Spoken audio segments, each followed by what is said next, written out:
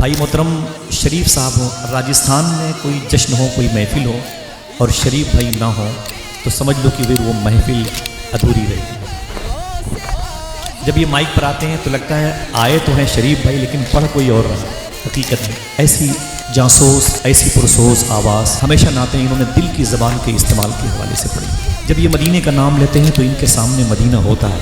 जब ये करबला कहते हैं तो ये करबला में होते हैं। ये खूबी है। जब ये बगदाद कहते हैं तो लगता है कि इनके और बगदाद के दरमियान जो डिस्टेंस है वो ख़त्म हो चुका है। ये खूबी है। अगर कोई लफ्ज़ मोहब्बत का आता है इनकी शायरी में, इनकी ज़बान से मिठास पैदा हो जाए। अगर दर्द और फिराक की बातें आती हैं तो सुनने वालों की आंख से आंसू आ जाए। यही नातिया शायरी का कमाल है। इसीलिए आला हज़रत फ़ाज़िल बरेलवी ने फरमाया था, अगर कोई शख्स ये चाहता है कि उसके दिल में इश्क़ रसूल पैदा हो तो उसे चाहिए किसी अच्छी आवाज़ के सनाखा से हुजूर की नातें सुना करे। मेरा दिल कहता है कि अगर इस किस्म की आवाज़ें 100 साल पहले होती तो मुमकिन था आला हज़रत ऐसी आवाज़ों की तरफ